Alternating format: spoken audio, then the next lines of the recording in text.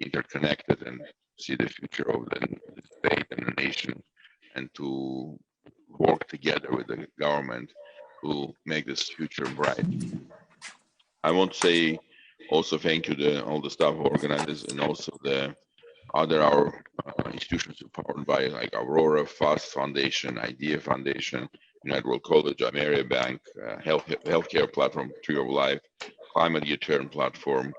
I think it's all about what we've been doing in Armenia, it's how we can bring this ecosystem, which can what's going in a country level and in the world level, not just project by project, but like one ecosystem.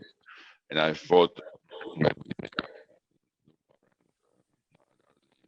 this was very important about what's happening now in the world with the virus, because it's really creating so many challenges. It's not only about healthcare issues, it's not only about infrastructure of healthcare, it's much broader issues which we are facing today. It's a political crisis. It's a which people are really becoming more and more panic. To avoid this, it's having open, frank, and discussion with the professionals who understand what's going on. I want to just say today we'll have a presentation about something which I'm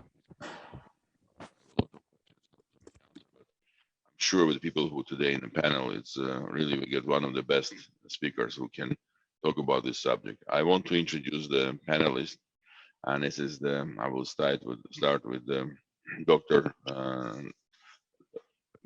I will say I won't go by the way which is introducing the people who will be speak first. David Nabarro. Dr. David Nabarro is our special representative of UN Secretary General for Food Security and Nutrition and Coordination for the Scale and Fishery Movement. He also serves as a senior UN system coordinator for avian and pandemic influenza. He is a high-level task force coordinator for the food security crisis for 5 years, beginning from 2009. And he is one of the unique specialists of knowing what's going in the world today in this coronavirus. Say what's going in the world, how you see the situation, national institution can challenging time.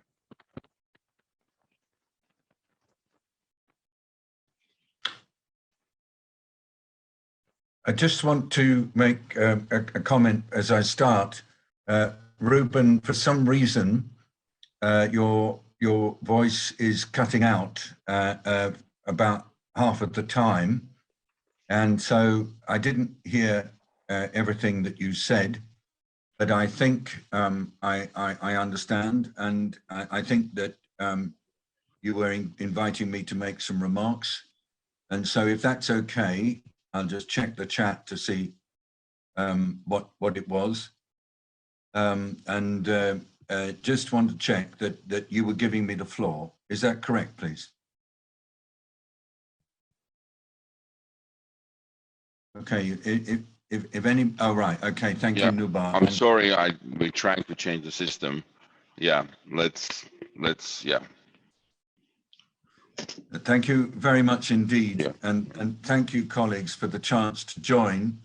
I'm really honored to be part of this panel discussion. And I am so pleased that there is a broad group of people participating in the call. Thank you.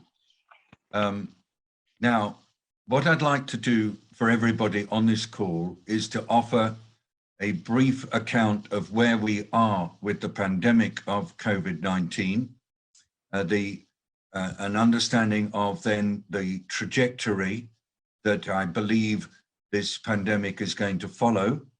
And then I'd like to consider some of the particular actions that need to be taken in order to bring the situation to a stage where it is properly contained, and then how in future societies everywhere, but particularly in your location, will be able to come together to make certain that the damage, both for people and for economies and social fabric, is as limited as it possibly can be.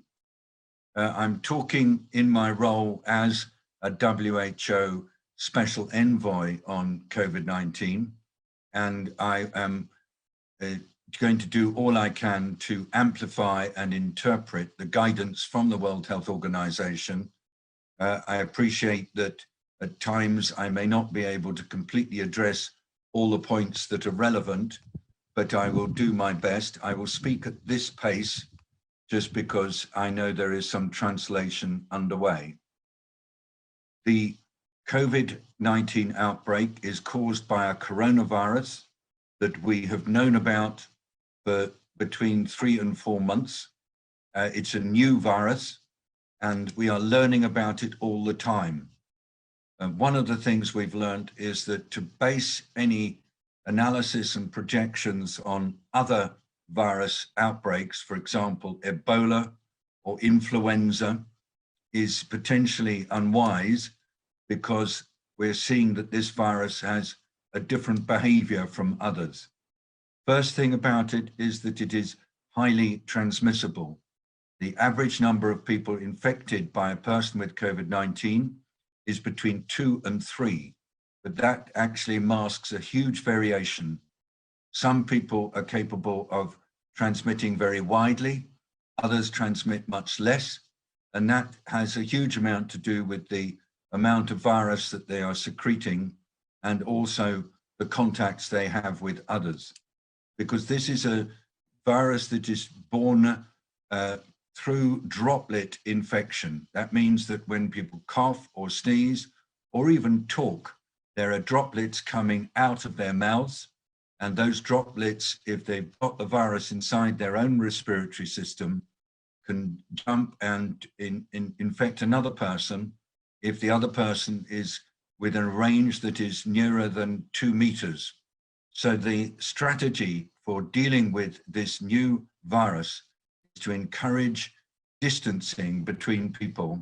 And the best way to do that when people are infected is to isolate them as quickly as possible and to test them, confirm the diagnosis, and then to make sure that they are not in contact with other people during that period of isolation.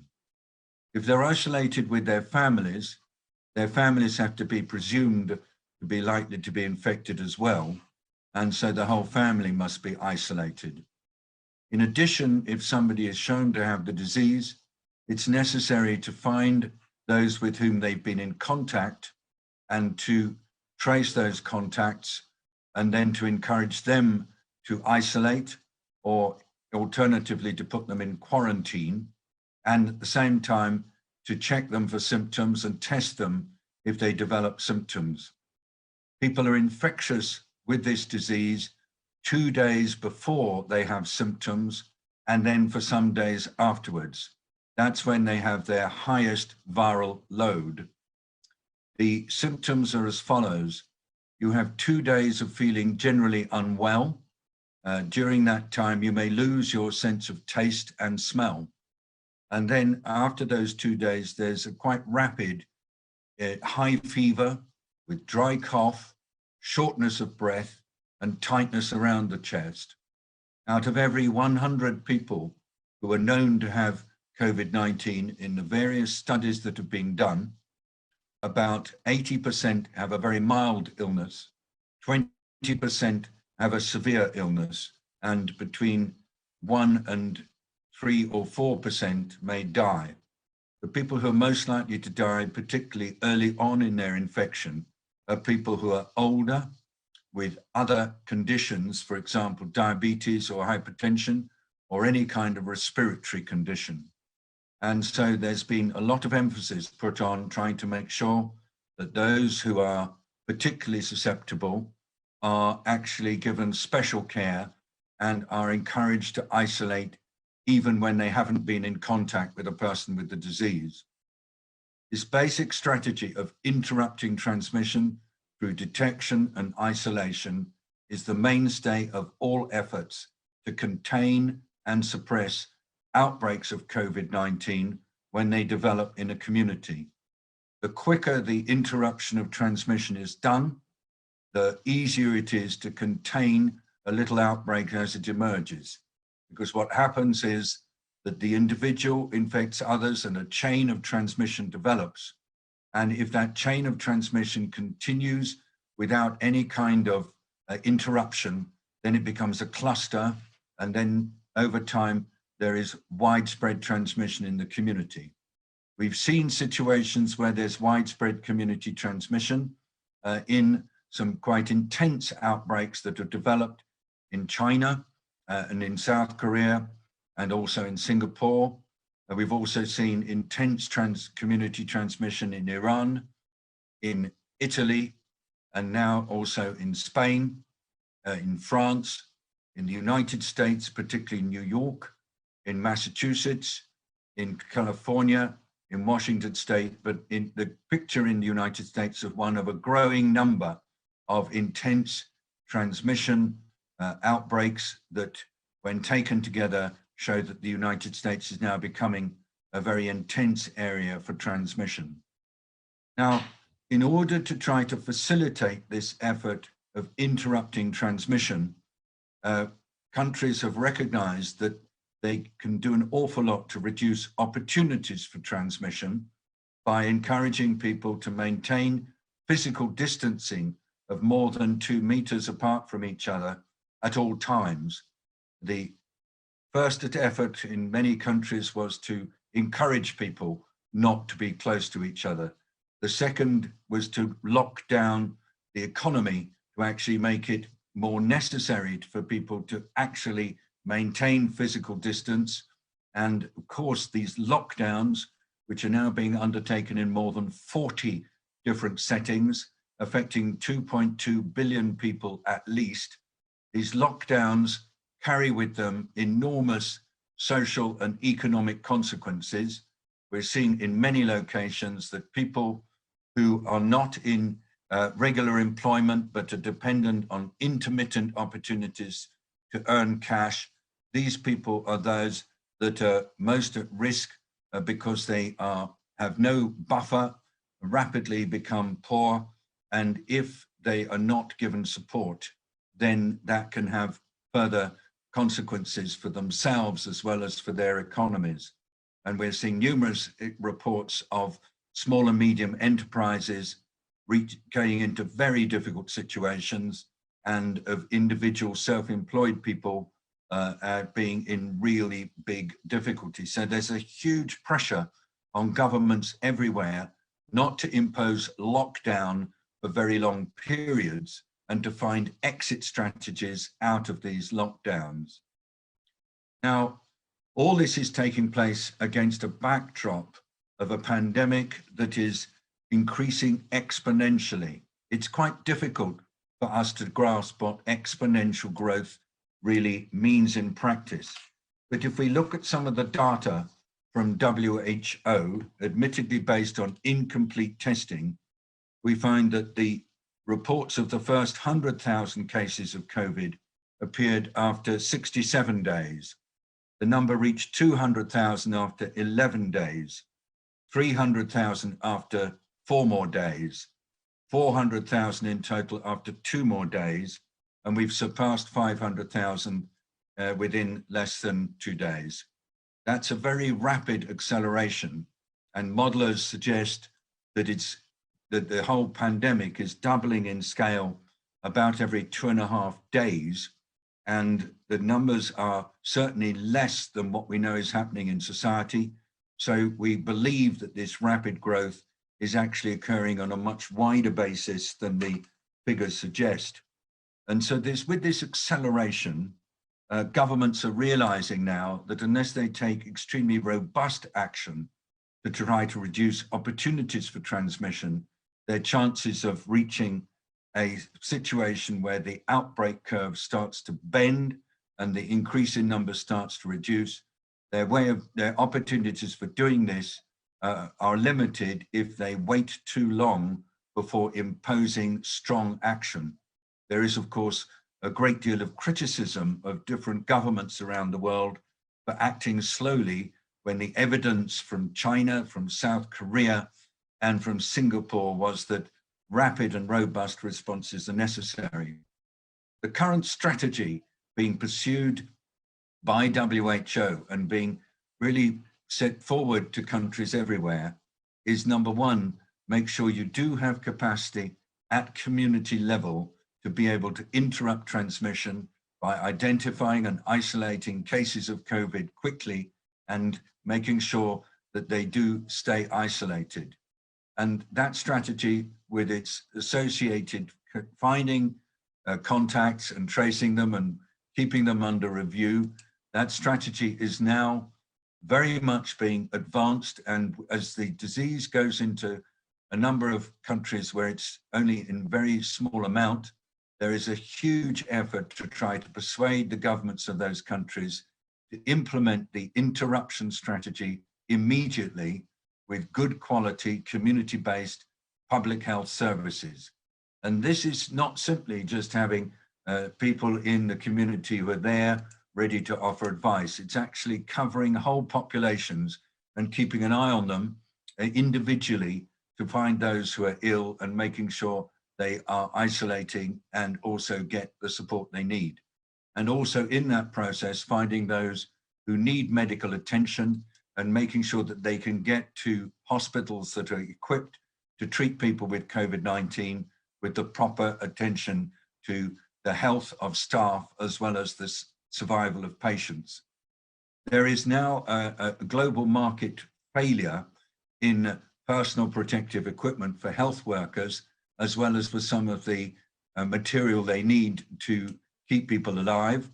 So we've got a market failure on the personal protective equipment, or PPE for short, a market failure on masks, and real shortages for many countries of being able to access ventilators in order to keep people oxygenated, and the other pieces of equipment to go with that, in particular oxygen, either through cylinders or through central supplies.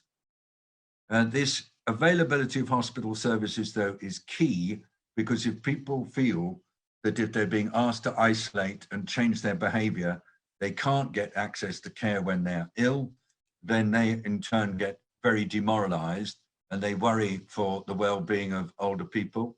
And if health workers feel that they're being asked to work without adequate protection and or training and the materials that they need, they also get extremely demoralized.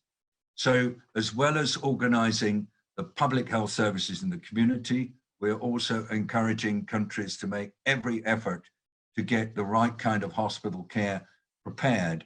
Once a few cases are there, you can do it. Once there's a lockdown, you have a little bit of leeway. But the moment the lockdown releases and transmission is strong, then health services get quickly overwhelmed.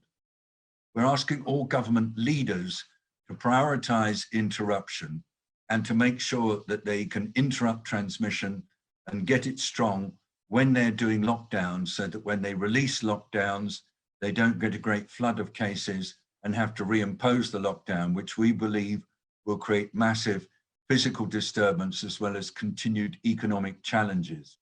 And therefore, trying to get governments to focus on where this is going, to look 2 or 3 weeks ahead all the time, is part of our effort to get them prepared. We're also encouraging governments to recognize that if they are unable to prioritize some of the essential things that people need, particularly food and water, then that in turn will add to the problem. So there is a lot of work underway now to look at food systems, and we can see, and this is relevant to you, that already Kazakhstan has said that they're going to restrict exports of wheat.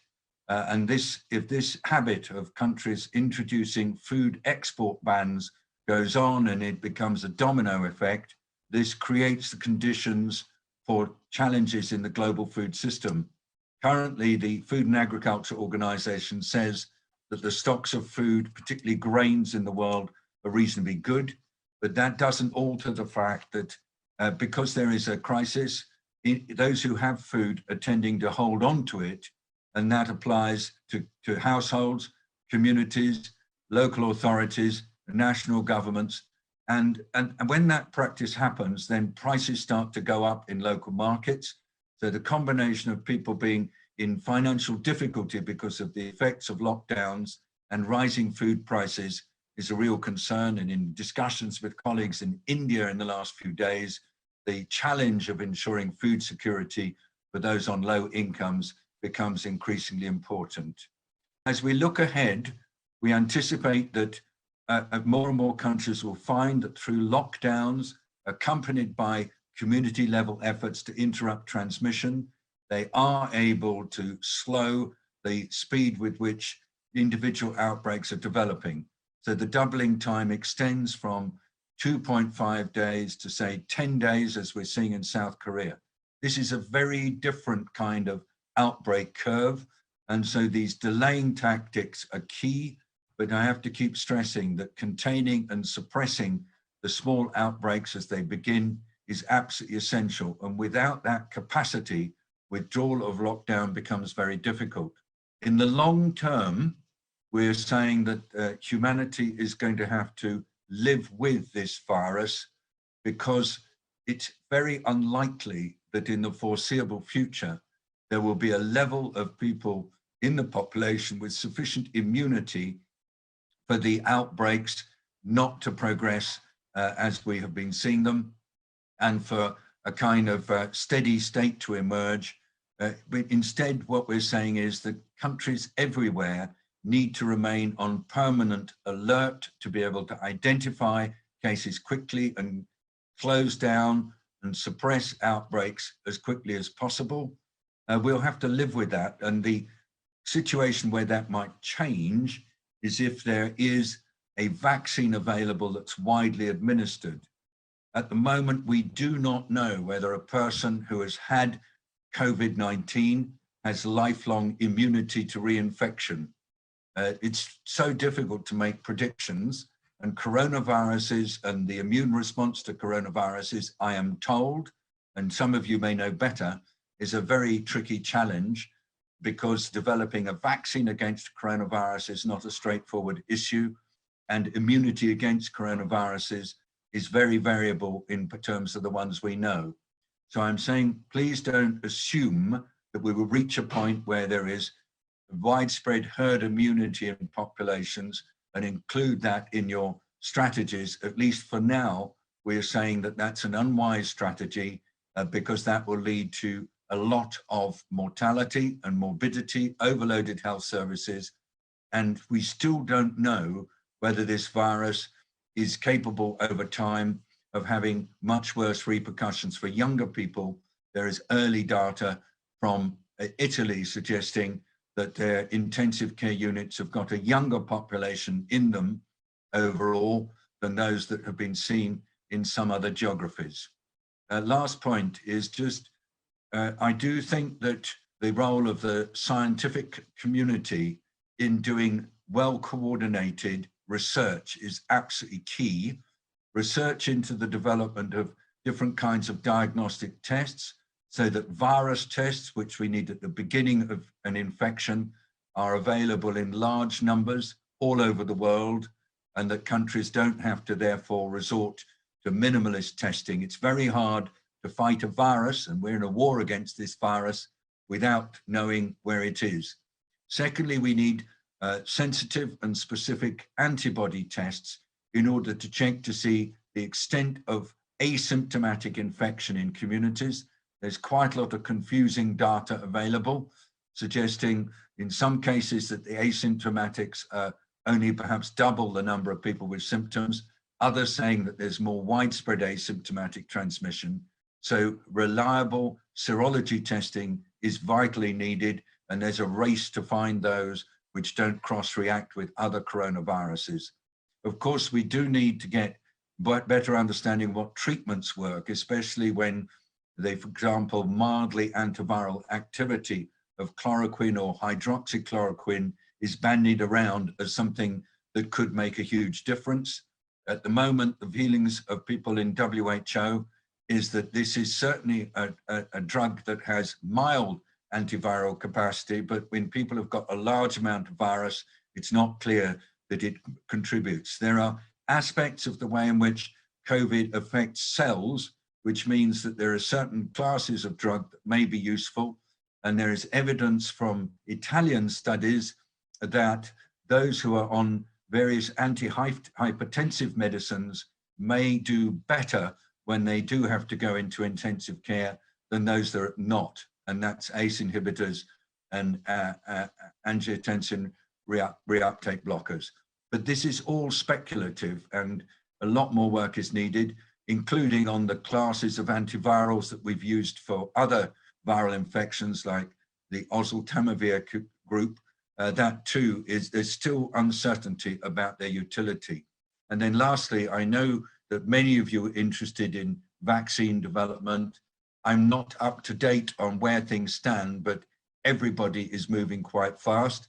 All I would say is that having looked at other vaccine development efforts in the midst of other outbreaks, there is quite a time lag between having a candidate antigen and then moving through phase 1, phase 2, and phase 3 trials to a point where governments are prepared to license. And in this case, it would be licensing by individual nations of a vaccine that would be needed by all sorts of people, including giving priority to health workers. And so establishing a strategy agreed between nations for the administration of a vaccine will take some time, and it's got to be got right. It is a time for all of us where cooperation between nations is key. I work very closely with Dr. Hans Kluge, the Regional Director General for the World Health Organization based in Copenhagen. And if there are issues to do with government policy that come up, I will revert back and discuss with Dr. Kluge, because that he is the main person for the World Health Organization who's interacting with governments, and I support him in his work. I hope that that's useful as an introduction, and we'll be very pleased, obviously, to answer or clarify if there are points that are not clear. Thank you. Thank you, Dr. Nabarro. I hope we can hear me better now. I cut off my introduction speech. I made it shorter because I realized the technology is not working best, and usually when you need it. First, thank you very much for this very deep and wide description of what's happening. And I think it was very important to have a big picture. If I may ask two questions following with what you just said. First, how you see the international organization role to keep this cooperation in life, because isolation and each of the states doing it on and not having really good coordination is becoming one of the questions with people concerned, because each of the states and each of the region can try to do something themselves. And the second question, why is there so big difference between the different the numbers in different countries? What's the main point? Why in the different countries have a different result? It's a question about infrastructure, it's a question about the different behavior, it's a question of the speed when the government interfere. What the main point, why in a different region of the part of the world have a different statistics now? Because many speculations happening around these numbers, and people concerned with this is people not, the states not giving the true numbers, or people have no understanding what's going on. Can you just a little bit explain these two elements? Thank you. Of course, these are really difficult questions you ask, Ruben, and they're things that I'm dealing with all the time. Let me just start with the differences in numbers around the world. Remember that a pandemic like this is made up of a huge number of different outbreaks, and each outbreak has its own characteristics, and the pattern of an outbreak depends hugely on the extent to which there has been a lot of activity and movement at the beginning, because that determines the pattern of spread. And the countries that have been able to interrupt transmission very early, as soon as any little outbreak emerges, are the countries that have been able to have slower doubling rates of their cases.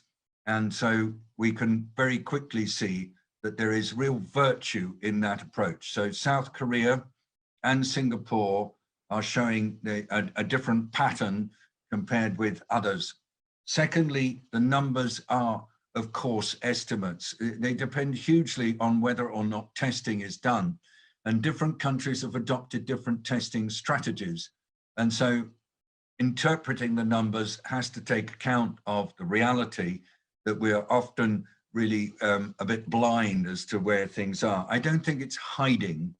And I can't, of course, there will be pressures on certain people to conceal. And even we hear stories of health workers who really badly want to work and to save lives, actually knowing that they might have COVID, but continue working because they feel that they have to do so. So there are some quite strong temptations to conceal at the local level, at the national level and internationally.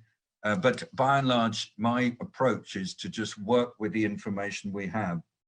Of course, we're seeing that different countries are at different stages. For example, in much of Africa, we believe that still there are quite a lot of small outbreaks and that very effective early action can get them under control. Whereas in Italy, there was a period when transmission was missed. I think that the Italians are prepared to agree to that they didn't quite realize what was going on. And that led to the brewing up of a huge outbreak in northern Italy. And there was also quite a lot of movement in Italy between the north and other parts of the country before the lockdown really started, which seeded the disease into other places. And that has been going on all over Europe, the seeding from places where there's high levels of community transmission. And that means that in Europe now, we are anticipating a number of intense outbreaks suddenly emerging. We'll detect them probably through the flooding of hospitals with cases, because we always have to remember that the current caseload is a sign of transmission that was taking place 10 days ago. And then lastly, I do want to stress to you that we still don't have a full understanding of the susceptibility of different populations. So the story from Italy and Spain, people are saying perhaps one of the reasons for the high mortality rate there is because of the age structure of the population. That, of course, has to be set against the other data that we've got that suggests that the current distribution of people in northern Italian intensive care units has a slightly younger tail. I'm sorry I can't really fully answer, but all this is about trying to make sense of massive uncertainty and also real variations in data and the kind of data that are available. And so the task at all times is to try to establish a pattern and to be able to communicate that pattern that's based on whatever data are currently available. And of course, because we're having shifted data and an exponential pandemic, the actual judgment about what's happening has to be adapted about every 2 or 3 days. Now, international cooperation. I mean, I want to be absolutely straight with you all, that somebody like me who's worked on global issues quite a lot in my life has always worked hard to ensure that wherever possible, we have complete cooperation between nations that is based on trust and common purpose. Now, we were able to achieve this with Ebola. It took some time and it took a lot of careful confidence building measures. At the moment on this particular COVID, we're right at the beginning of being able to establish strong international cooperation. There are a number of strains in interrelations between global leaders right now, which are based on stuff that's nothing to do with COVID, but they are getting in the way of what is required for a global emergency, which is to have constant communication and unified action with clear principles that are understood and accepted by everybody, and then that are applied with in varying ways in different locations, but all the time keeping the principles in place. So to have a united strategic approach with varied implementation using standard principles has been our collective goal. And WHO has authority to serve as the coordinating body in dealing with an emergency, but that authority depends so much on whether individual governments are prepared to give it the power to take a leadership role.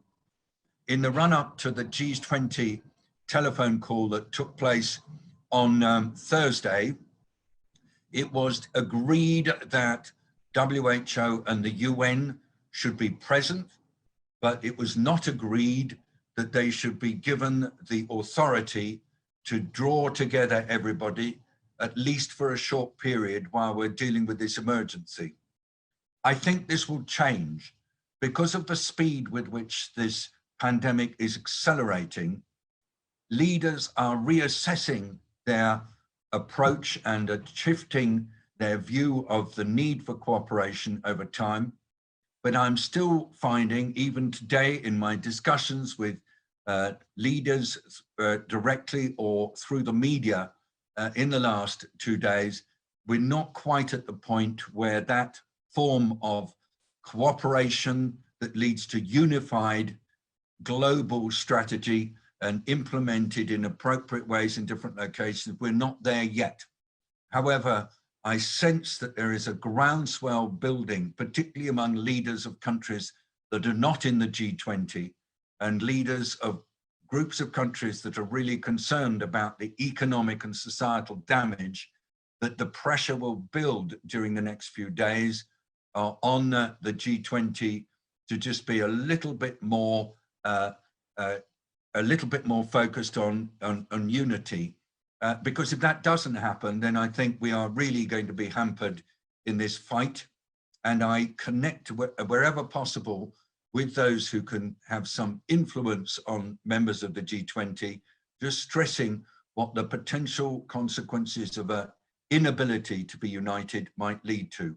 It's no good saying WHO is failing on this, just as a sort of knee-jerk reaction. I had to deal with that today from a number of commentators, because WHO's capacity to combine actors together and get them to unite is limited by the willingness of those actors to do so. So continued dialogue with the leaders of major governments, particularly the P5, and then some of the very populous major economies that are in the wider G20, is absolutely essential through whatever means we can find.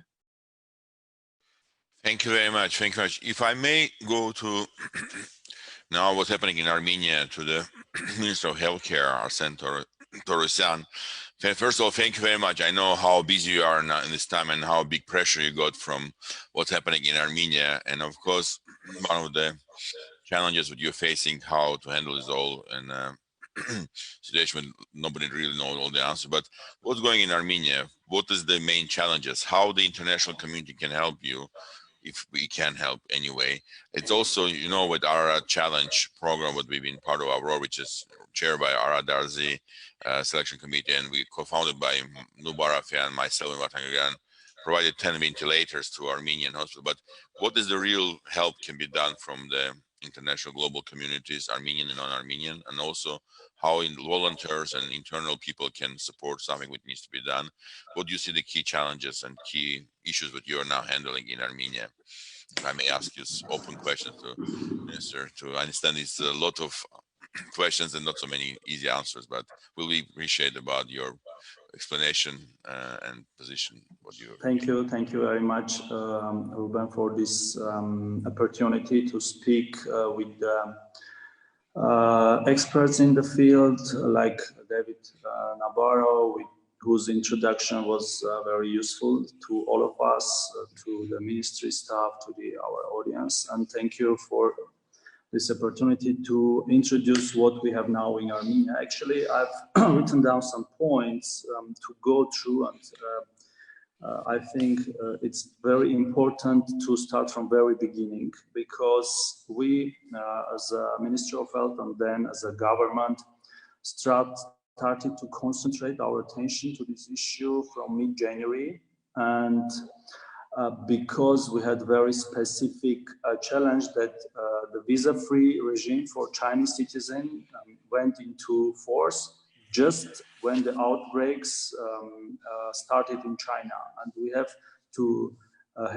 to act very quickly to restrict the potential entry of the virus with the Chinese citizens into Armenia, and we acted very quickly and just stopped this visa-free regime, and which I think allowed us to have a lot of time to get prepared for the cases in Armenia. The same is done with Iran, and which are our closest neighbor, and even Dr. Nabarro emphasized the case of Iran as an exceptional before Italy, actually. And we had to act very quickly, and we succeeded, I guess. The whole government mobilized their resources, decision-making processes are done very quickly. We had even actually adopted a government decree that inter-agency body created in the in the end of the January, which coordinated all the things through now. As of now, I would say that the first case was diagnosed in the 1st of March, but then we had a kind of grace period for the second case. The first case was from Iran, and the second case and the third case was from Italy. And after the second case, we had growing numbers of cases because of the local transmission. And now as of actually morning, for Armenia, we have 372 cases, out of which 28 are healed or recovered or virus-free, we can say so. And we have one fatality. What we do now as anti-epidemic or pandemic measures is mainly in line with WHO and UN and international community suggest. This is a limitation of movements of people. Actually, the country is under lockdown, total lockdown now for a period of week, but it can be revised, like to have more, to extend for a week or so. We have a system in place for testing of the suspected cases, tracing the cases, isolating the contacts, mainly in the special cases like hotels or so, self-isolating of second contacts or people that travel to Armenia from the risk zones, like the number of countries is now very big, actually more than 20 countries, and the list is getting more and more extending. Yeah. And the treatment, of course. For the treatment, I can say that we try to use the drugs or methods that are actually not totally evidence-based, because we have very short time to justify everything, the international scientific research community. But we use the chloroquine, we use the antiretroviral drugs, from actually a week for a period of week or so, and we will have our own results soon, I guess. The second part for the treatment is that we are actually creating a branch in the health system to deal only with coronavirus. We are mobilizing either abandoned or not fully loaded hospitals just to deal with coronavirus, with beds. We are mobilizing about 700 beds for only coronavirus, with about 70 to 80 ICU beds, which also can be extended to a bit more. Of course, we face lots of challenges, starting from personal protective equipment that we have insured, and actually all countries now insured of this personal protective equipment. But this is very keen and very crucial to break the transmission cycles, because if medical doctors, like in Italy, or nurses get infected, they transmit the disease in hospitals, and the people who are sick and who have chronic conditions, or our elderly citizens can get infected, and we will have, actually any country would have lots of fatalities. So the personal protective equipment, I think, is more important than even having ventilators in ICUs. Because if you have like hundreds or thousands or even tens of thousands cases, I think any healthcare system cannot handle, no healthcare system cannot handle this cases, this number of cases.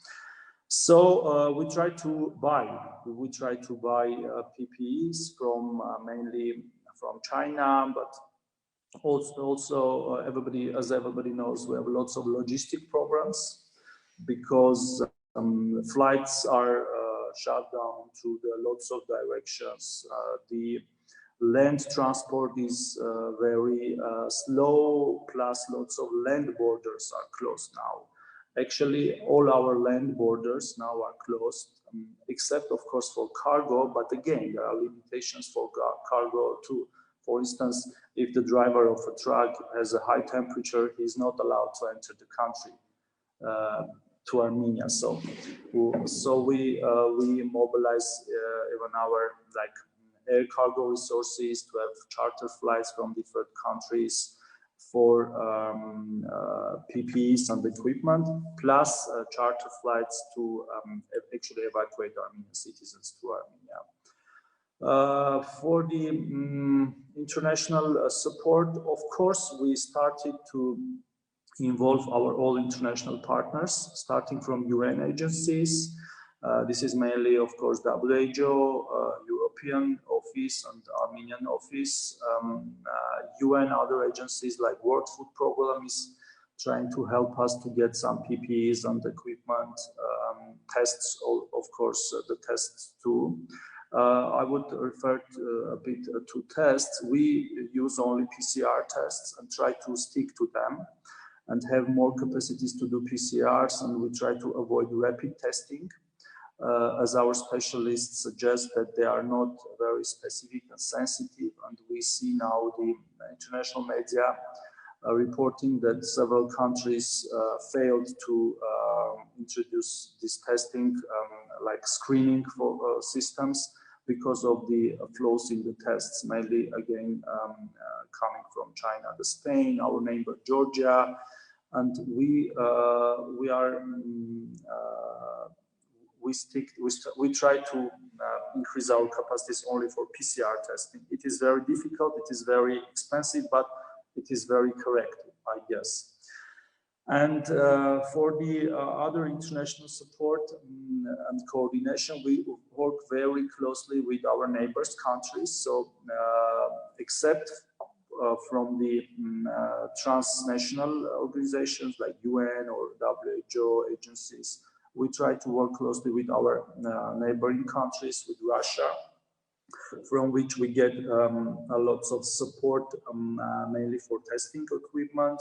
With China, we work very closely with China, and we see that China is trying to help more and more countries, and using their technical experience, how they did, how they succeeded, plus using their capacities to provide the PPEs and equipment. Of course, Armenian community and Armenian diaspora also helps us, mainly from US. And we are continuing to these efforts to see how they can continue to help us. Though we understand that US is now another burning point or area in the map of the world, but I think that this cross-country or cross-national support can help nations like Armenia have like face this challenge with less damage, I guess, because now we are in the phase of damage control, something like that. And for the economy and for the health system particularly, and for the spread of the disease. So again, just summarizing what I've said, we do stick to the proposals from the WHO and other international partners to find suspect cases, to test them, to trace them, to isolate the contacts, to treat them, and break the transmission cycles as much as possible, and hoping for the vaccine and for the specific treatment to come out.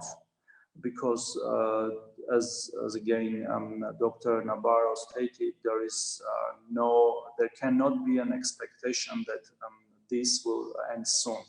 We have to get ready for the long-term interventions, and all governments actually have to do this. And I can say that Armenian government understands this, that this is not an issue of one or month.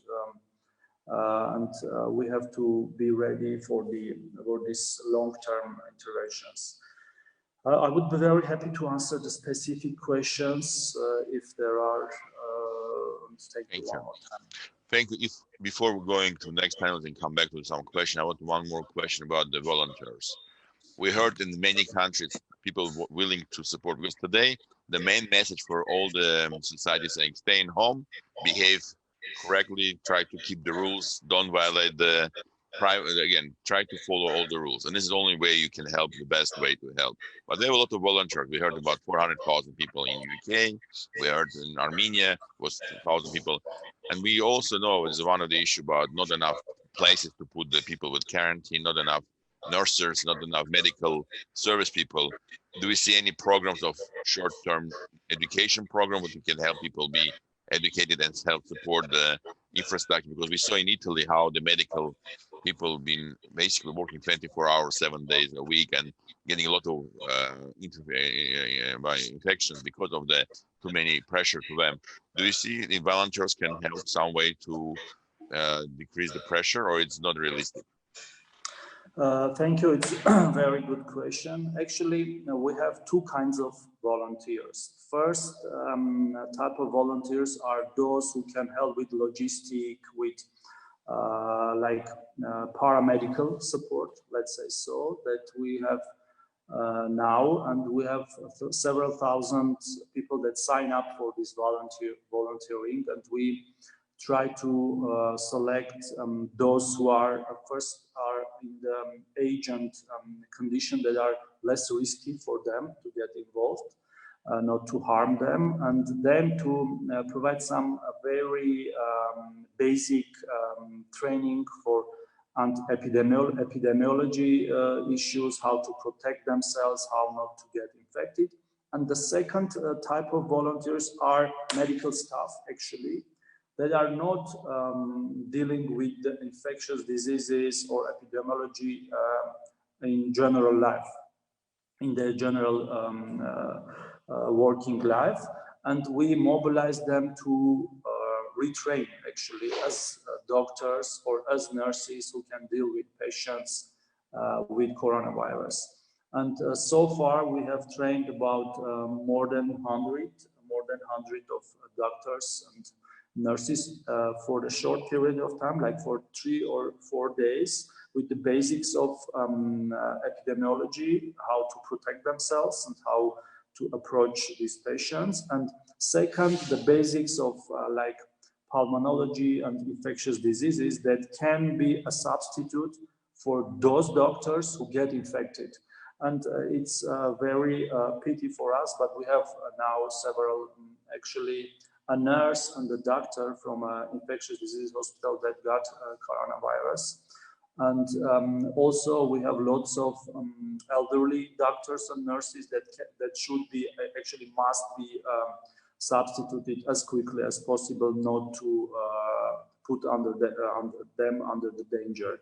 So the volunteering, of course, and mobilizing the volunteers is one of the main directions to provide the continuity of the service, because medical staff is warning out, or actually warning down, I don't know the exact,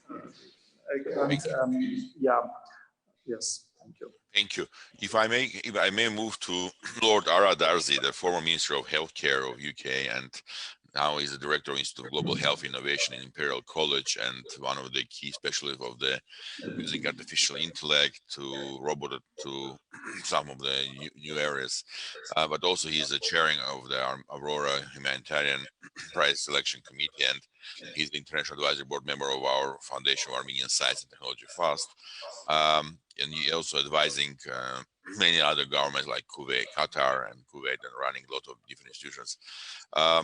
If I may ask Arajan, what do you think about this all happening? What is the key challenges for the hospitals? Because managing hospitals now are becoming one of the big challenges, and you are active surgery. Also, not only, by the way, we're talking about coronavirus patient, but also other patient is facing some challenge now, how we'll get the serve.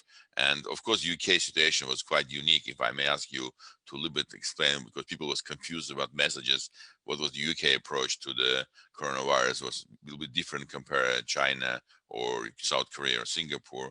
And we heard a lot of different stories about this, and it'll be good to get from you directly what your view about what was done in UK, what was right or wrong, and how you see the situation, and of course the challenges with the facing the hospitals and general healthcare system.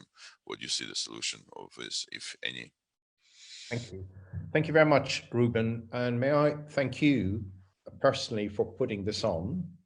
Thanks for your leadership at a time of crises, not just in Armenia, but also globally. But also to send my warm wishes to many Armenians who are listening to this. These are difficult times. Fear is not an issue that you can manage easily. And I think this will empower many people watching. What could they do personally in terms of dealing with this crisis? I think David Nabarro, who very, very eloquently described the whole background globally. And may I just say, whatever he described is exactly the same happening at every country level.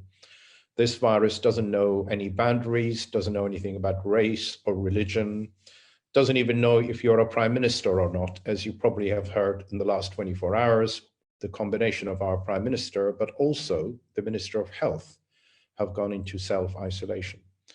So I think I'm not going to say more what David said, and also what His Excellency, the Health Minister in Armenia, said. I think the only way in which we're going to manage this, or at least try to get on top of it, is through the public health interventions that have already been rehearsed. The only thing I could say, the virus is still in the driving seat. The virus is still well ahead of all of us in whatever we're trying to do.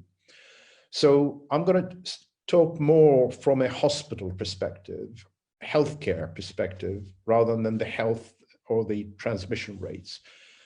There is no healthcare system in the world, even in the best systems, whichever way you look at, that has the capacity to deal with what David described, the 15 or 20% of the population who are going to get a severe disease. The only thing we can do to reduce this burden in terms of mortality is to get the balance right between the demand and the supply. As I said, the supply is fairly limited. In other words, the supply of health services. So I hope everyone listened to David in terms of what needs to be done out there. And what we are praying in the hospitals is, how do we reduce this peak and extend, if you like, the curve, so the demand we can at least manage the demand by having enough supply in terms of hospital beds. I think overshooting the supply of beds in hospitals, and that is probably the determinant of the mortality. And we've seen that in Italy, we've seen that in Spain, and I fear we're going to see this in the US as well. So shielding patients at the biggest risk is something else we've done in the UK, and that's one of our successful interventions. Having a single system, the Ministry of Health looked at the whole population of 63 million and identified 1.5 million patients who have to go into isolation for a period of 12 weeks. The majority of these patients have what we call a comorbidity, people like who've had a transplant before, people who've had certain cancer. They've gone into complete social isolation for a period of 12 weeks. To support them, we have managed to get volunteers. We put a call out for volunteers. Believe it or not, within 48 hours, there were 600 or 700,000 volunteers who are happy to go to these people's houses, supply them with food and all the support they may need.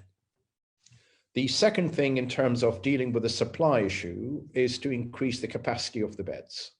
So I am a cancer surgeon. I am currently unemployed because all the elective work in a hospital has been cancelled. All the capacity that we have in a hospital setting is being dedicated for this work. And may I just add to that, it also includes the private hospitals. So the government, through its health security bill that went through Parliament recently, has done a contractual obligation with the private sector to release all the intensive care capacity, but at the same time freeing all the private sector capacity to deal with this pandemic. We also had to significantly increase our ventilation capacity because out of the 15 to 20%, we expect there will be about a 10% to 15% requiring ventilation. That means we need more ventilators. We need to expand our critical bed capacity. Ventilators are in shortage globally, but we've managed to find other creative ways of doing it. You probably have heard President Trump overnight instructed GM Motors to produce ventilators. In the United Kingdom, Dyson is about to start production of ventilators to meet this huge surge in demand. Ventilators is one thing. You also need people who run these ventilators. So being unemployed, yesterday I did a whole day course in critical care management. So I'm going to be, if you like, working under the supervision of an anesthetist in critical care facilities to run ventilators. So a lot of volunteers are coming in who are doing other activities in the past which are no longer required, like dermatology clinics, cardiologists. We're all coming in to get our, if you like, upskilling or reskilling in managing this burden. Obviously, there's a lot of work on research, vaccines. I'll leave that to Nubar to talk about. We're also increasing the capacity of our bed base. You may have heard that Excel Center, which is a huge center mostly for entertainment, concerts, has been converted to a hospital with 4,000 beds. We put a call out for volunteers. These are NHS retired clinicians and nurses to come back, retrain, and they will be running the Excel facility. And there's a similar one in the Midlands in which a non-healthcare infrastructure is being converted to an emergency hospital.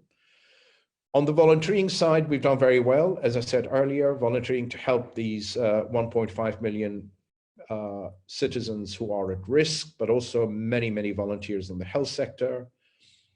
I'm going to move on to another issue on staff in terms of their safety.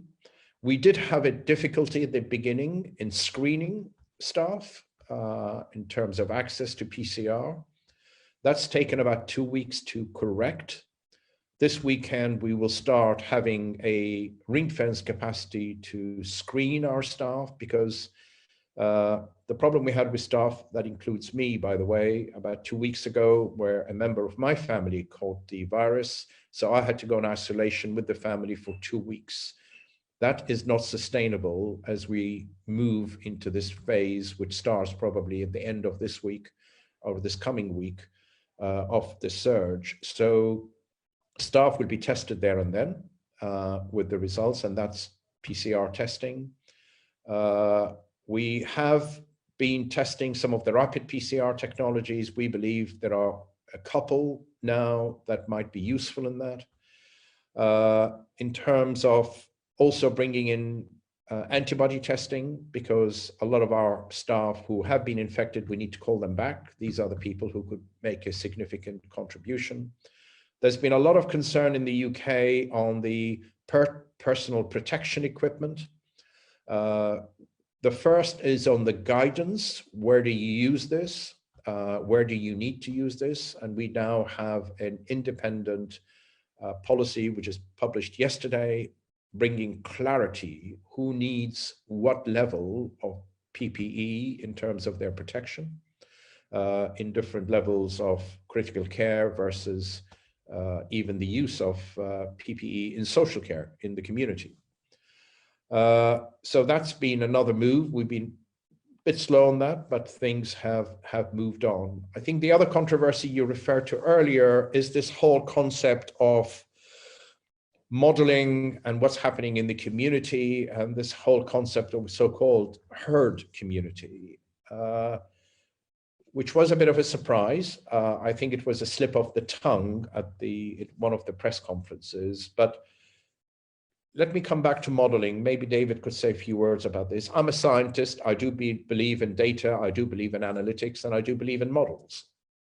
However, models are as good as what you feed a model with. In other words, if you have adequate population numbers that you've screened and you trust your data, your model is never going to be working. It will also, the danger with models could give you the false sense of security, what's happening out in the community. So David was very eloquent and very diplomatic in the way he explained this. If you don't know what is the prevalence of this infection, if you don't know what the reproduction rate of this virus is, you cannot believe the models. You believe what you know, and what we know historically in any pandemic, you come down, top down, and you intervene. And the only way in which you're going to reduce the reproduction model is by isolation. In other words, by social interventions. And we've seen some of the interventions, and now we are in the more critical bit of that social intervention, which is the lockdown. And in a lockdown, you're trying to achieve is to reduce this reproduction rate from what it is at the moment, 2.4 to 3, down to 1.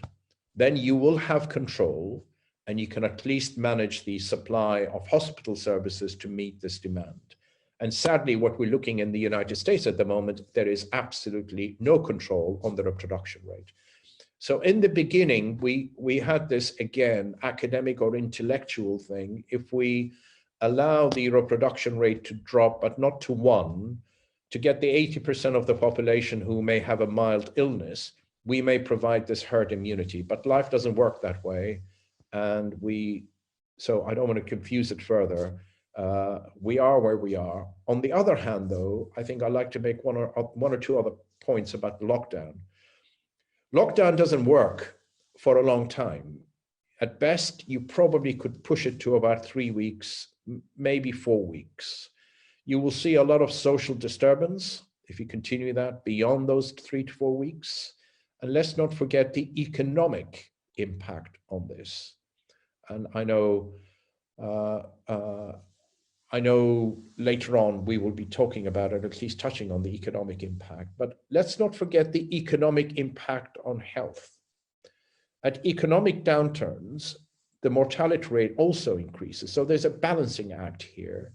So lockdowns do work. I'm a great supporter of it, but we need to get on top of it within the next 3 weeks. We envisage our peak to be somewhere at the end of next week or early the week after, and we could be as ready as we are, and hoping that we could manage this in the most intelligent and evidence-based way possible. Thank you. Thank you, Arjan. Thank you, Lord Darcy. Thank you for very deep and important messages with you do for all of us. One of the questions, which, if I may emphasize again, it's a question about what will happen with other patients, because I get some stories of people with needs to be treated same time and getting no attention and no place. How handle this situation? Where is the moral choice? Because as people continue to have a problem with the cancer, people with the kids is dying, and a lot of other things, and people becoming very concerned when you cannot get any services just because it's coronavirus, taking all attention, all resources. How you see the solution of this, if any? Please unmute. You are in mute, Arajan. You're in mute. Sorry. It's a very good question, and there's a reason there too, and I absolutely support. It's an important question to ask. So what we've done is we've used the critical bed capacity in the private hospitals, in other words, the intensive care beds for COVID use. But we have also taken on the non-intensive care capacity and tried to deal with what we call emergency non-COVID situations, like patients who might be receiving chemotherapy or patients who have had a side effects of chemotherapy. But if a patient who is waiting for cancer surgery, they are mostly being delayed for a couple of weeks because we don't believe it's going to make much of a difference. And there is always a risk of coming in and obviously being infected with COVID. So it's all balancing act. Every patient, whoever is the clinician managing that patient, is being managed in that way. So we haven't 100% stopped. So if someone is going to get a myocardial infarct or a heart attack today, we still have the access facility to allow these patients to be admitted and still have their angiograms and their stent put in. So it's not a complete lockdown. We're only dealing with serious emergency situation in non-COVID patients. Thank you. Thank you very much. Again, for me, it's a big privilege to be moderator of people who really understand something which I don't understand at all. And I'm moving now for my friend and my partner, for life partner. We've been doing many things last 20 years together. And the first time, Nubarani will ask you a question which I have zero knowledge. And but I want to go a little broader, maybe ask you 3 groups of questions. One is about, of course, everybody sending us questions to before our event or during this event about the vaccine of Moderna, all about, but I see the broader issue about what the possible scenario, how you see the future of this in general biotech, and how you see the importance of this pandemic, creating the importance of the biotech development, and what will be. You've been doing this 20 more years, 30 years, and you've been one of the pioneer of this, establishing this flagship pioneering, and you've been not only Moderna founder, but you've been founding 40 more companies, and in this field, you see will be changes happening in the industry and all, how it will influence overall. And the third part of question I want to ask you to elaborate whatever is about this. We've been doing together is Armenia 2020, Armenia 2041, Aurora, FAST, Global Armenian Influential Network. How you see the network will become important on this? Can we elaborate, having unique advantage to sitting now in this discussion between different part of the world and talking about something which is, again, relevant to all of us. At the same time, it's most of the panelists is Armenian by origin. And yes, we are citizens of the globe, but also we are part of the Armenian network. How you see this part? If I may go with 3 directions, the question, you would pick out which one you want first and which one second and third, but you have I don't know, 10 minutes more to talk about it. That's great. Well, look, thanks everybody for doing this. This really is both a privilege, a pleasure, and by its unprecedented nature, hopefully something that we can mobilize and use in the future, because for many years we have thought about what is the advantage of having a broad network of Armenians all around the world, and at times like this, among them should really be to attract both our own expertise and knowledge, but also those of our close friends and colleagues David, thank you so much for joining in this. You're officially a friend of the Armenians by doing this, and we have these all over the world. Ruben, I'll start. I thought I'd start by just painting from my point of view as a scientist and an entrepreneur, kind of what I think is a defining feature of the moment. And I'm going to try to do something. If it doesn't work, tell me, but this is to share one screen. Is this visible on your screens? Can you guys see this this Yes. chart? Yes. Okay, great. Yes. I put this up. Many of you are seeing these online. This is fairly current to describe the world that Dr. Navarro described, which is that every single country has this chart of these cases that are going up like wildfire. This is meant to show the various doubling rates ranging from once a week to once every 2 days or even faster. Cases that are doubling every day. You see the US now 23 days into this with 100,000 cases. And I put this chart up to just make the point that this, in my view, is nothing short of a global biological war. And I use the words carefully. This is not biological in the sense of man-made, but this is very much an all-out biological war. By the way, in nature, there are many such confrontations. Species go extinct, and we just don't know anything about them. And basically, certain specialists in biological fields follow these and explain why certain things went out of existence. But in fact, this kind of biological war is with precedence, except it hasn't affected humanity quite in this visible way. And there's two reasons I mentioned this. This is not the scary part of it. I think we have to treat it as that. I think one of them is that this is kind of a war between a social animal. I never thought I'd use the word in a conversation, but we are social animals, and an invader that uses our social contact to transmit itself. So it's a particular, I would say, attack on our social being. If we were not social animals, if we were trees and we couldn't move around, this would not have a problem. And again, I think we have to realize that this is our vulnerability. This is where isolation is such a key and first point. But we're also social animals that carry with us an immune system. And I'm going to talk a little bit about that, because that has to be deployed in this global biological war. And above all, we also have, as a social animal, technologies. Our intelligence have given us massive amount of technologies to deploy. And while we're being clumsy about getting organized to do so, certainly with the World Health Organization's leadership in many countries following, we're getting better at it. And I think that the prospects of we're not going to lose our socialness in this particular war, but we will suffer casualties because of it. I just think it's important to put it in context. Let me mention a couple of just high-level things then with that said. Many of you know that my activities involve starting biotech companies that explore completely new ways of delivering therapeutics and many other technologies. One of them being this company called Moderna, and I'll just very quickly relate to you.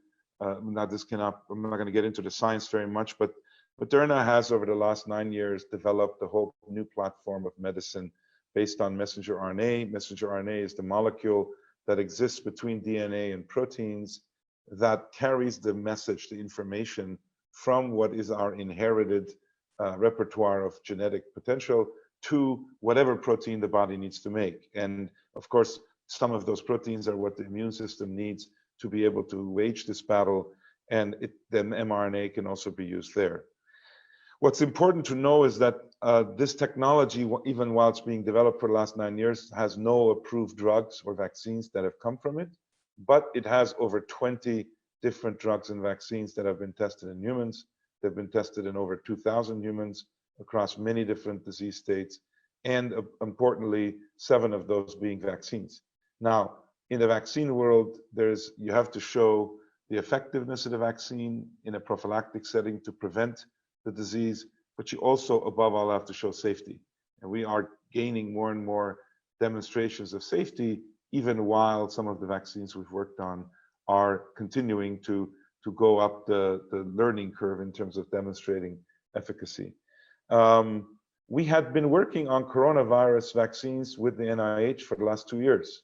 We've developed a candidate vaccine for MERS, which has been tested in animals and was getting close to being tested in humans when this pandemic broke out. And at a very early stage, thanks to the close relationship we've had with the NIH, with particularly the NIAID, the infectious disease part, Moderna was asked very rapidly to try to come up with a particular molecule of mRNA that would represent the most vulnerable part, it's believed, of the virus in its ability to infect cells, but also the most distinctive part to be able to use as an antigen for a vaccine. And due to the nature of the technology, we were able to very rapidly make this material, this chemistry in our facilities in Boston, near Boston, and provide it to the NIH. And that testing has begun, as many of you have heard, about 2 weeks ago. The first wave of testing, phase 1, will involve 45 healthy volunteers. There's 3 different dose groups. And as we now progress through each of the dose groups, we expect to have both safety information as well as, importantly, early information of an immune response, which, given the numbers of patients, will be not significant yet, but it will be indicative of going to the next stage, which we hope, upon positive early results, will start in the spring. There is then a phase 2, which will be trying to establish what the ultimate dose of such a vaccine will be, which will be larger. There may be multiple phase 2 trials carried out. We're planning those right now because we really do need to do science, even while we're doing clinical testing, because as Dr. Navarro said, we don't really know a lot about this virus, and there are many different contexts in which we need to think about the vaccine. So there's different ways to test. So we'll do that in a phase 2. And on the ideal situation, a really ideal situation, which we can't rule out, but we can't count on, we're hopeful that come late summer, early fall, we'll be in a position to do a much bigger phase 3 trial, which will really be the pivotal way to demonstrate the vaccine's potential efficacy. Now, in the meantime, there's a lot of investments that needed to be made, and we've begun to make them as well through collaborations with various agencies, particularly the US government, which is stepping in order to produce very large quantities. You cannot go overnight in such a new technology from having thousands of samples, if you will, for testing to hundreds of millions. But the technology that we're using, we believe, will be quite robust and quite scalable. And so we're beginning to manufacture, we're beginning to stockpile, and we think that over the summer, we'll be able to at least have material sufficient, should the need arise, to be able to deploy some of these vaccines for frontline healthcare workers, which under emergency situations may in fact be life-saving. And we will at least be in a position to try that. It's very, very difficult when one enters this to avoid giving hope when everybody wants hope. And so we're very, very careful to say that, you know, we believe that if what we're doing works, and if what everybody else is doing to do vaccines works, we still will not make enough vaccine to supply the world. So this is absolutely not a competition between different companies and different approaches. This is basically a competition between us and the virus. So it's human technology counteracting the human social tendencies we have that makes us vulnerable against a virus that abuses it. Basically, what's where the situation is. Let me just say a couple of other things, and I'm happy if there are questions to go into that again. But more broadly, vaccines are only one approach that are being tried. What is really amazing to see is in the modern state of biotechnology, just how many different ways in which different companies, just within my own sphere, flagship sphere, are going after it. We are using, across multiple approaches, artificial intelligence to virtually screen compounds, which you can do now computationally, against various of the data sets that we have about this vaccine and about its infectivity. So there are compounds being kind of identified by analogy to other compounds that are being tested. We have the ability to computationally design antibodies that can go after particular spots in proteins. Never had that before. It's being deployed. There's a company called Generate Biomedicines, whose lead scientist is also an Armenian, Georg Grigoryan. He's working on literally producing hundreds of very specific tailor-made antibodies using computation, and within a couple of weeks producing these. My colleague Avak Kahvejan also is leading a very significant project in drug discovery. And then finally, I'll say, and one interesting thing is that even technologies as remote as the ability to collect blood, which many of us have heard about, this is something that we'd like to be able to do at home. There's technologies now that have not been deployed yet, but now hopefully will be for this pandemic, where literally you can have a device sent to you by mail. Basically, you attach it to your arm. You don't really have a sensation. It draws 100 microliters of blood safely, which you then put into an envelope and send back. And this is, to our knowledge, the only FDA-approved device that can do this. It's a company called 7sense, and they were not at all working on this. They were working on hemoglobin testing and many other things. And suddenly they stopped everything. The whole company pivoted to try to enable this, because as Dr. Navarro said, one of the biggest things we're going to have to do is to test for seropositivity. That is, in millions of people, we're going to need to test relatively soon whether they've already had the virus, whether they've generated an immune response. And the way to do that will be through blood testing. And you need access to people. You can't bring people to health clinics to have them sampled. And so remote sampling of those people and the ability to test. So these are all things that are part of the technology kind of weaponry that are and logistics that are being developed. So let me just say, let me stop on that and say a couple of other things that I see going forward based on what Ruben, you asked. First, I think that as Lord Darcy mentioned, this is a significant challenge to the healthcare system that we have.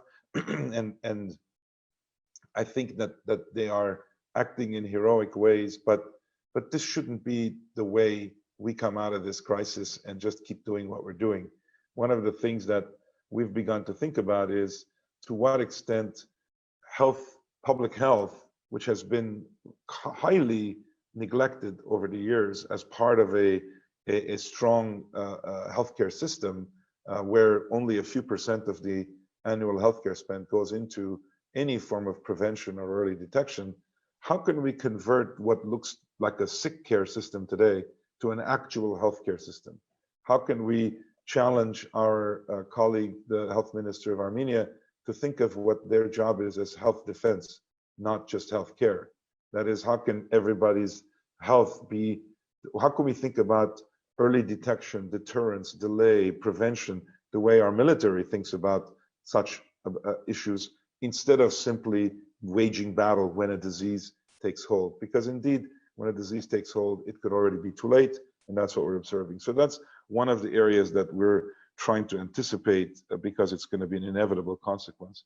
And then the last thing I'll say is the following. I'm standing, I have in my background Mount Ararat, which for the Armenians on this call is obviously symbolic of a lot of things, but among them, for our projects together with Ruben and many others, is really a symbol of survival. If in fact, biblically, this is a story of a second chance for humanity. And I don't want to make this overly dramatic, but we've talked about this for many, many years, independent of a pandemic. Humans are often given second chances. And the question is, what do you do with that second chance? And as Armenians all around the world, we are the product of a second chance. And we have gone through our own journeys of going through the stages of surviving, then reviving, and then hopefully thriving. And we're doing that all around the world. But that journey is familiar to us. And I think that's a journey that unfortunately most, if not all of humanity is now being forced to go through. So I would say the survival instincts that we all have will be essential to make this battle possible. The optimism, the kind of cautious optimism that we need to have, not to give up, all of those things are familiar to many of us who in our own family stories have had to go through a struggle. But then the question is, what does reviving look like? In other words, what does recovery look like? We're not, anybody who thinks that this is just a bad nightmare and as soon as we wake up, we'll go back to the same thing, I'm afraid is going to be very disappointed. I think that the normal that we used to experience will be quite different going forward, just like after a civil war, just like after any massive prolonged disruption in societies. And the question we have to say is, what constitutes reviving? How do we go back to work? What triggers that? How do we rely on each other? What does trust in government mean? What does trust in large corporations mean? All of these things, which Andre may want to touch on, are on the table, and we're having many discussions across many different fora about this topic. So surviving, going to revival, and then eventually thriving, and thriving in a way that hopefully can prevent these situations. And I say that with the background of Ararat simply to say that I think Armenians should basically keep that symbolism in mind, and everybody is going to wage this battle. This is not unique to us, but at least within our community, we have experience to draw on, we have resilience, and we should use it. Thanks a lot. Thank you very much. Unfortunately, David Nabarro needs to leave for the our next meeting. And I want to say, before you leave, just say thank you, how we appreciate your time and your comment, what you deliver. If you want to add anything in the end before leaving, we'll be appreciated. Again, you got a lot of topics that we touch. And of course, one of the things, again, people want to get better understanding what we need, what we can do, how they can be part of this process to help stop this damage as much as we can, and of course how we can keep this cooperation, international organization working together as much as we can also. But David, please, if you want to say a few words before we... Just first of all, what an honor to be part of this webinar. I've learned a lot. Firstly, about the thoroughness with which the Armenian government is approaching this threat. Secondly, about the way in which you are collectively working together and learning from each other, the way in which Ara was able to share the British experience, and also from Nubar, just how much exciting science is being brought to bear. And I totally agree with Nubar's last point, that actually coming out of this, things will be different. It's not going back to normal. It'll be a new normal. And as you've heard, and as I'm sure you'll discuss, there's a lot of opportunities to make the new normal even more suitable than the old normal was, for taking advantage of the skills of the human race to deal with existential crisis. Thank you to everybody. And I did read many of the comments and questions, and I'm not able to answer them now, but I will take them on board, and I will find a way to connect with our chair, Ruben, to react to any of those that are directed to me. Thank you. Ruben, if you just keep me in touch, Yes. please keep me connected. Thank you, everybody. Thank you. Thank you. Highly appreciate, again, what all you said. I think it's very important for all of us. I want to shift to my other old partner and friend, Andre Andonian, who been doing with us Armenia 2020 project when the scenario planning of future of Armenia 18 years ago, and been involved on NCFA, which we've been together with Nubar. And of course, everybody worry about the pandemic, and about health care, about the mortality rate, what will happen with the disease, how it's all expanded. But people are now also facing it's a big challenge, and we can see some of the countries respond was different, saying, you know what, we don't want to people be saved, but it will be economic crisis, will kill more people because people will lose the job, it will be a disaster. And I didn't have a time to touch the Sweden example or other places where people try to say, you know, like in Zimbabwe, they say we don't have a healthcare system, we cannot provide support, let's people, whoever die will die, but economic crisis, we cannot afford it.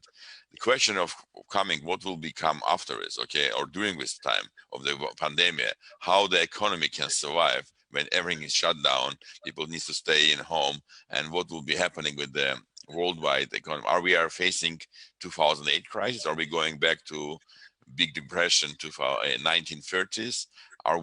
What's happening with the economy? How the industries, which basically now disappearing, some of the industries disappeared fully, some industries needs to be restarting and starting doing new things, and how it's all connected to the all life. People stay home 1 week, 2 weeks, okay, but when you're staying 3 months, what will be happening? Unemployment will go up. In the US now, we got already 3.2 million unemployment, and it's going up dramatically. And how long people can stay with the no salary and the compensation? Again, so many questions are there, I know. And of course, the second part I want to ask the questions about Japan specifically, especially Olympic Games was canceled, which was with huge investment for Japanese government, and it was first time after Second World War. It was also a big challenge for, I'm sure, Japan making this type of big efforts to make this Olympics best, and now they need to cancel something which was never happened before after Second World War. And of course, people want to see how the Japan is responding. But before it, unfortunately, Minister of Healthcare also want to apologize, needs to leave before you start asking questions. I want to give for 1 minute or 2 minutes to Mr. Hill respond what's his reaction and what was his takeaway from this meeting. And I want to say again, thank you for your time and commitment in coming to our event. Thank you very much, Ruben. I'm sorry to leave, but lots of things needs to be done in a very short period of time.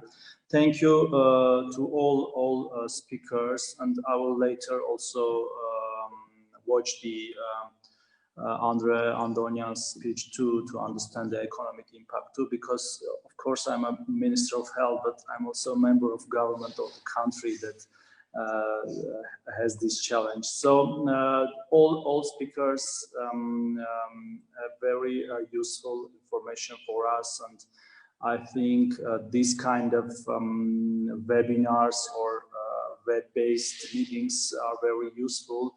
I would also like to one more time to thank you, Ruben, and ask if there are any new speakers or anything needs to be updated in a week, two, or in a month.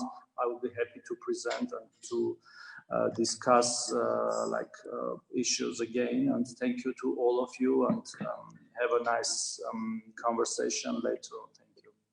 Thank you. Thank you for everything. Thank you. And we'll wish all the best for Armenia, and hope everything will become better. Andre, yeah. Yes, hello. So thank you very much. Thank you, Ruben, for the very nice introduction.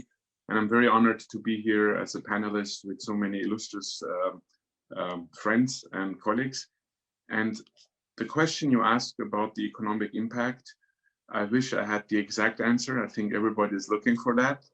And what we are doing, and I think I want to build also what Lord Darcy said earlier, Ara said, we are also based on facts. So as McKinsey, we are looking at the facts, and therefore we have developed various scenarios. And the scenarios depend actually on safeguarding, on one hand, lives, like what happens actually to save lives. And the other hand is to safeguard livelihood.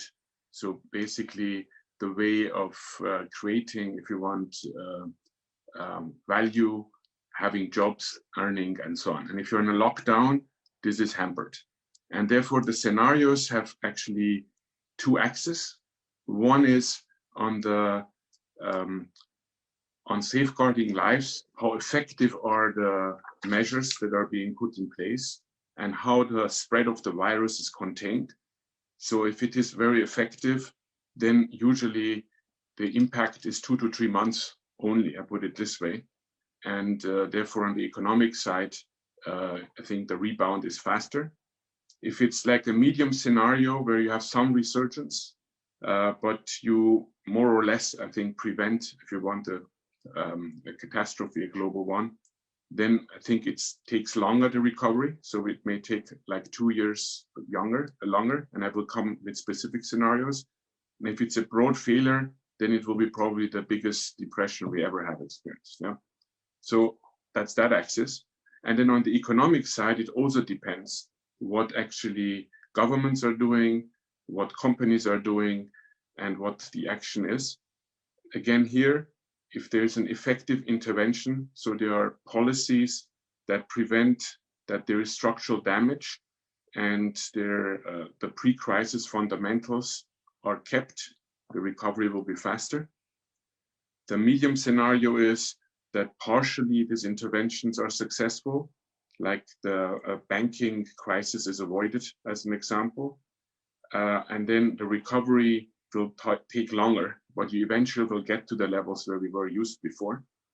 And then obviously you have again a catastrophic scenario. If there's widespread bankruptcies, the banking system collapses, and that will be a disaster. So you have 9 scenarios if you take those 3 axes and the intervention, you know, and then on the economic side. We believe as McKinsey right now, we don't see that as black. So we are basically saying these very negative scenarios. At this moment, there is no reason to believe that will happen. So we are probably more in the middle scenarios. And I'm going to basically take 2 middle scenarios that at this moment, I find they are likely. And as we are speaking, we are observing and trying to get additional facts to get, those scenarios more concrete. If you take like a scenario where the virus spread is being controlled quickly, like it's in 2 to 3 months, you have that under control. And the economic measures are like the medium scenario, what I just mentioned. I think basically what will happen is that the GDP in the second quarter of the world GDP will decline by 4.9%. And we will end up with the GDP worldwide 2020 end of the year with minus 1.5%. And we will get to pre-crisis levels end of the year. So this is like a scenario that is more on the optimistic side. The effects are different by countries. So if you take the Eurozone, the effect will be deeper. And we heard actually a bit in the discussions, it's very difficult to get an aligned reaction on the European side. And therefore it hampers actually also the economic activity. So in the Eurozone, we would think that the drop in the second quarter would be 9.5% in GDP, and the GDP would end up with minus 4.4%. That would be our forecast. And Europe would be like 1 quarter behind the rest of the world in terms of recovery. Yeah. On the other hand, we believe that if China and Japan stay the course as they are right now, they will be pretty much the fastest out. So in the third quarter of 2020, Japan will manage to get to a 0 GDP growth, China minus 0.4. And the US is like in between. This is like that scenario. And then if I take another scenario, which basically is one where the virus spread is only the medium scenario, not the optimistic one. So you have some resurgence and things coming up. That's where actually the recovery will be only in the third quarter of 2022. So we are talking about a long period here.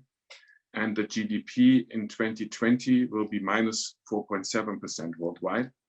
In the Eurozone, minus 9.7, US minus 8.4, Japan minus 5.6, China minus 2.7. So the spread is really wide. And I want to underline what Ara said.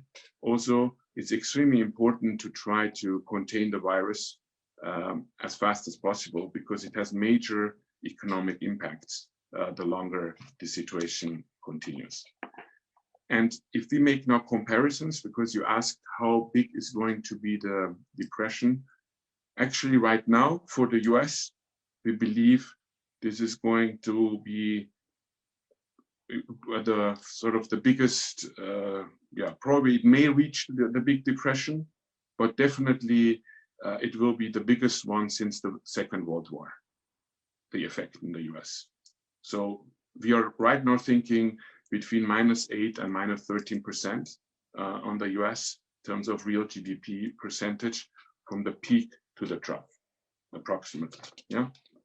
And you have seen other forecasts from investment banks who came out for the second quarter, like Goldman Sachs, Morgan Stanley. They're all like between 24 and 30% drop in the next quarter for the US. So it's actually in line a bit of what we are saying. The other important message I would like to give is that this effect will vary by industry.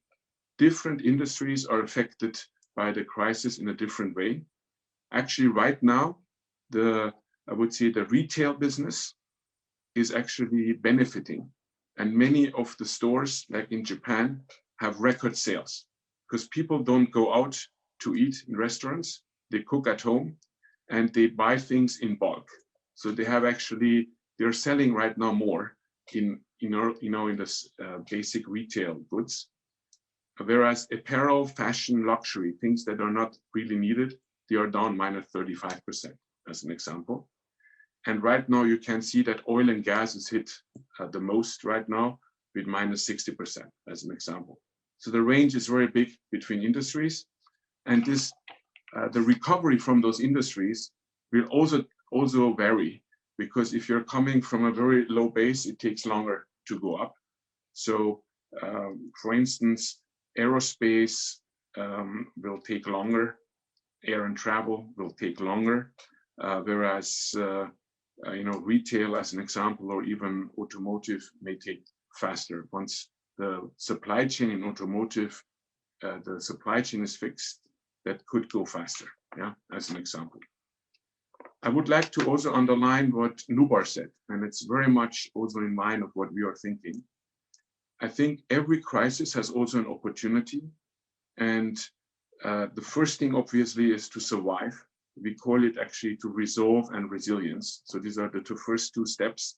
And this is true for individuals, this is true for companies, it's true for governments, that we really have to make sure that we survive, yeah, first thing. Secondly is returning to work, and Nubar mentioned to that. Here we have to think, and Ara also alluded, we cannot stay in a lockdown forever. So we really have to think, when is the right time? What markers and indicators do we need to know on the health side? When is it safe to get back? And what precautions are we going to take? And we have to think about that and make sure that we can get back in order to get the economy working again. And then this phase of reimagination, we call it, of the new normal. There will be a new normal. So the future will not look the same. Some positive effects we are seeing, for instance, in digital, there was a lot of debate that there are much more opportunities in doing things in digital, but behavioral change is so difficult. This actually crisis is accelerating that. So we are seeing like customers of banks, customers in retail, even other processes are being digitalized as we speak. And we believe, I think they will stay. Many of those things will stay digital, so they won't go back. So that could be an opportunity. And then the big area, and Nubar alluded to that, is the reform, actually, the way we think about our healthcare system or sick care, as Nubar mentioned. And the way, actually, I think it was very, very informative for me how Dr. Navarro also was characterizing the restrictions that the WHO is facing. And the question is, if we really want for the future to be prepared, whether we have to think the overall, I would say, governance and overall decision rights and how we are approaching these things on that level. And this is also true for company levels. And I would like to also say a couple of words. What is it actually what we are currently recommending? Because we're helping now as McKinsey, mostly actually on pro bono basis, governments in their decision making and how to approach. And the first thing is obviously to maintain and we are only economic advisors, so we cannot advise on the medical epidemiological side. But on the economic side, the first thing is, how do you maintain household economic welfare? So basically, if you're out of a job, don't have any savings, you have to still to survive. And there have to be programs in place to make disposable income available fast. You need some employment safeguards, some retraining, regeneration, we call it. That's extremely important. Then in terms of the companies, to make sure that they keep their liquidity and their cash flow, because otherwise they will go bankrupt. And the question is also, those who are losing their revenues, how are they going to, what are any other businesses, adjacent businesses, are there any ideas they can approach? And obviously some cost reductions that could be done in the short term. And then last but not least is the financial stability, the monetary policy actions, and the prudent, we call it always financial measures to relax, for instance, adequacy requirements for banks in this special situation. It's important to have the right guidance here. And last but not least, I would like to also stress what both Ara and Nubar said. This stage is extremely important to understand. There are many unknowns, but there are also many facts around. And we are experiencing that those facts actually are in different places, and it's very difficult to get the overall overview. Therefore, we are recommending to create a nerve center, that's for our companies, that really get all the information that exists in one place and use that to see how the companies can protect their employees, protect customers, look at their supply chain and see how it can be stable, look at with their customers to see how they can stay close to the customers, even though there is no physical or in-person interaction possible. And it's also important that they do financial stress tests, so make sure their cash position is there so they can stay afloat. And last but not least, the morale and the motivation of the employees is very important. So it's very important for the companies to remind what is the purpose of the company and what are the employees, why are they so important? Because I think the spirits and the positive thinking is in this situation important. So if I might summarize, I think we are right now at the beginning. So we are right now trying to survive, I think, to what Nubar said. We are probably in that phase and not trying to get to the next phase of revival. So that's where we are right now. There are obviously thriving opportunities that we should think about. Yeah. And overall, I think collaboration, and I think this what you're organizing, Ruben, is very important. So all of us have the same information and can help in a more, if you want, in a systematic way. And then the last thing on Japan, you asked me, I'm talking here from Japan, I'm sitting here in Japan. Japan is actually one of the few countries currently that is not under lockdown. So life in Japan is close to normal. So we have in-person meetings, we go to the supermarket, we have goods there, we have domestic travel. And the reason I think Japan is where it is first of all, it took measures very early. It's close to China. It was one of the first countries that actually closed the border to those areas where the infections were high. Very, very early, Japan closed the schools, closed the gyms, closed public spaces, closed restaurants where the tables are too close, so the social distancing was applied. And then Nubar had it on his chart. Japan has also very strong social norms that help in this situation, like wearing masks, obedience of the population if there are some restrictions being imposed.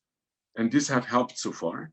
And I'm saying so far because over the last week, I have seen some carelessness in the general public. And I'm really hoping that we stay and the Japanese stay disciplined so we can continue as is.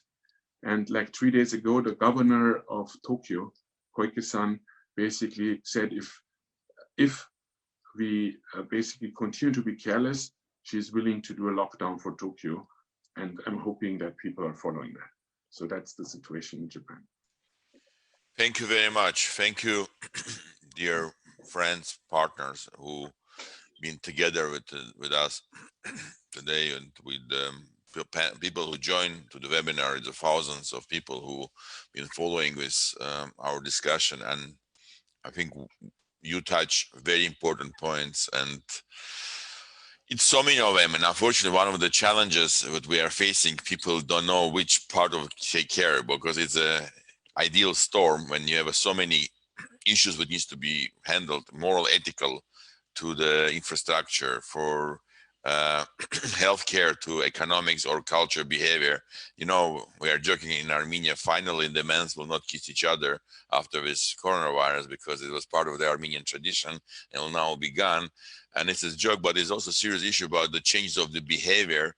It's not only a question about how you can save the lives of people, but how you differently behave is becoming one of the important issues. And social distance, information sharing, we are learning. And I'm again apologizing in the beginning with some technical problems of my voice and couldn't make introduction, but the proper introduction of all the panelists. And again, I want to say thank you for your time and your willingness to share very important information.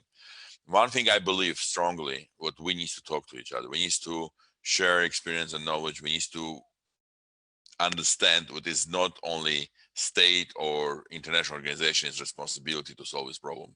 It's entire our society. It needs to be involved, and by following rules, by learning some new way of behavior, or being volunteers, or just being a proper responding of the crisis, economical and financial, which will coming also together with this healthcare crisis.